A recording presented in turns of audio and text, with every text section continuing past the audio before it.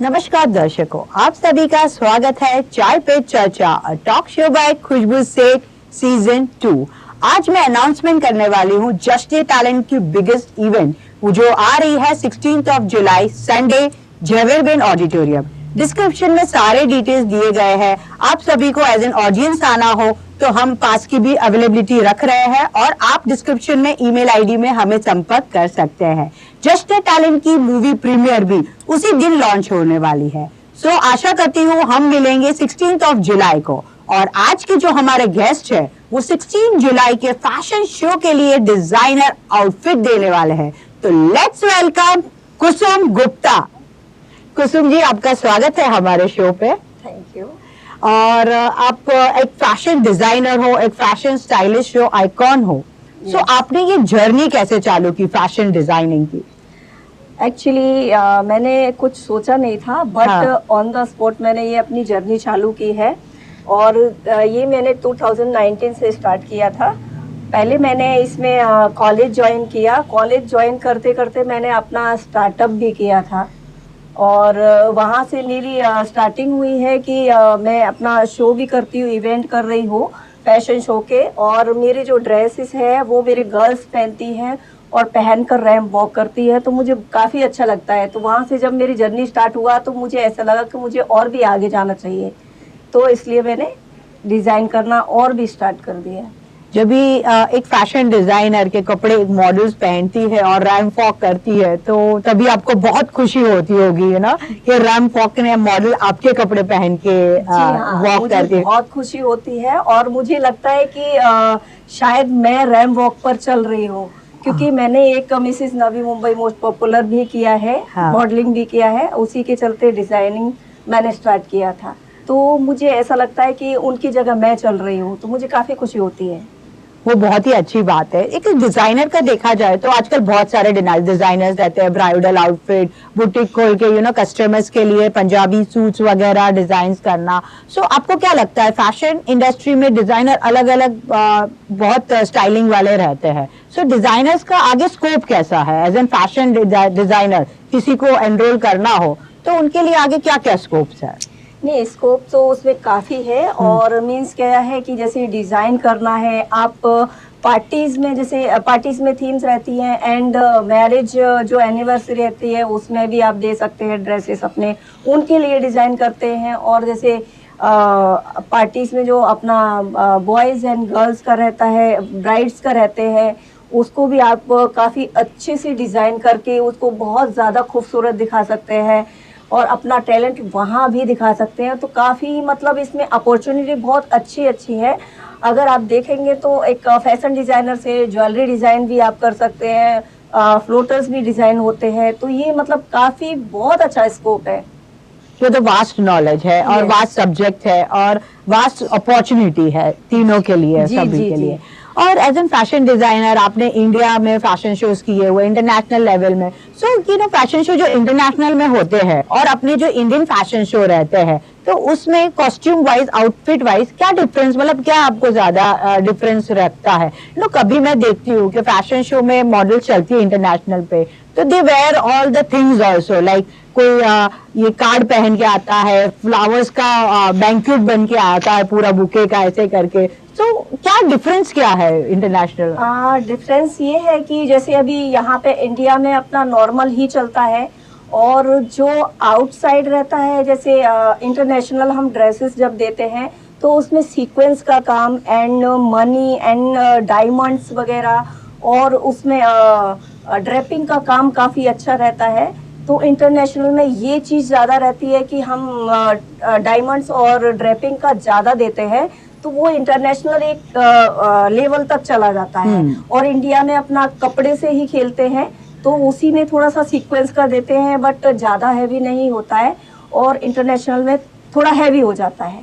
बस वही डिफरेंस है। हाँ, और जनरली मैंने देखा है कि कि अपने जो इंडियन पैजेंट्री में जो डिजाइनर्स आउटफिट रहते हैं, सो वो वेरिएबल रहते हैं, मतलब नॉर्मल भी गर्ल्स कभी वो देख के पहन के जा सकती है। लेकिन इंटरनेशनल में जैसे आउटफिट रहते हैं तो वो दिक्कत होती है, फॉर्म वाले रहते हैं, ज्यादा बल्जी लुक देता है, और अलग किस्म के वो क्रिएटिव करके आउटफिट बनाते हैं, जी। तो वो रेगुलर डेज में वेरेबल नहीं रहते हैं। नहीं, रेगुलर डेज में वेरेबल नहीं रहते हैं।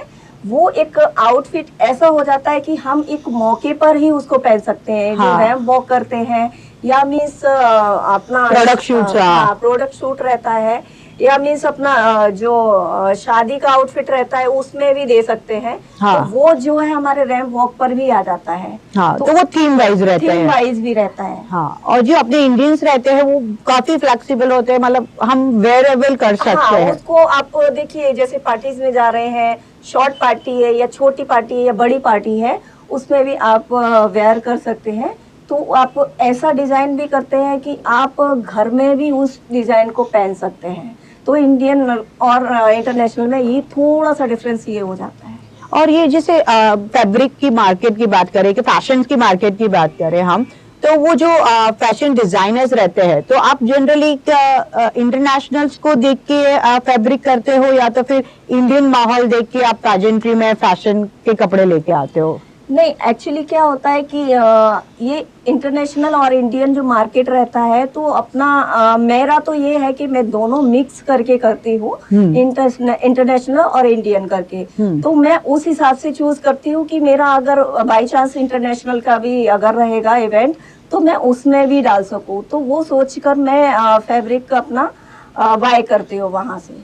तो ये जो जैसे हम लोग बोलते हैं कि वहां पे ट्रेंड पहले आता है एंड देन इंडिया में ट्रेंड बाद में आता जी। है। सो इंटरनेशनल्स में जैसे Paris is known for the fashion and fashion artist, fashion outfits के लिए। सो ऐसा कुछ है कि यू फॉलो पेरिस, कि आप उनकी आउटफिट्स फॉलो करते हो, या सम कोई इंस्टा पेज है कि जो है ना कि आपको लगता है कि ये पब्लिक को फॉलो करना चाहिए, हमारे व्यूअर्स को फॉलो करना चाहिए, क्योंकि आजकल Instagram has become a boom हो गया है। Yes, yes. तो कभी आजकल की टीनेज गर्ल्स रहती है, उनको ऐसे लगता है कि हमें कुछ मिक्स मैच करना हो या कुछ अलग तरीके से करना हो। तो ये कोई इंस्टा पर आप फॉलो करते हो किसी को, कि आप हमारी ऑडियंस को बता सके कि आप इन्हें भी फॉलो कीजिए ऐसे करके?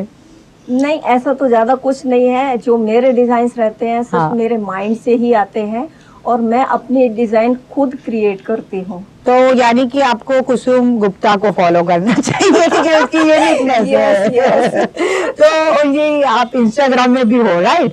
तो Yes. हाँ, और हम चाहते हैं कि आप इंस्टाग्राम में, हमारे बहुत सारे फॉलोअर्स आपको फॉलो करेंगे इंस्टाग्राम में, लेकिन आप ऐसी भी उनके साथ टिप्स शेयर करना कि जो मिक्स मैच करके वो लोग पहन सके। और आजकल के टीनेजर्स को बहुत ऐसे चाहिए रहता है जी। कि मैंने देखा हुआ है इंस्टा पे, दुपट्टा अलग रहता है, तो वो ये ड्रेस का निकाल के इसमें मिक्स करते हैं, कॉम्बिनेशंस बनाते हैं। एक्चुअली क्या है, ये इस तरीके से जाता है, जैसे हमारे ड्रेसेस में 4 कलर्स है। हाँ। तो 4 कलर्स में जो सबसे ज्यादा कम कलर्स रहेगा, हाँ। उसके साथ हम दुपट्टा एंड ब्लाउज वेयर करते हैं। हाँ। तो वो एक लुक थोड़ा सा एलिगेंट हो जाता है। हाँ। एलिगेंट हो जाता है और काफी डिफरेंस भी हो जाता है। हाँ। तो वो आज के जो टीनेजर्स हैं, वो चीज उनको चाहिए। चाहिए, तो yes, yes. मैं इसी के ऊपर काम करती हूँ।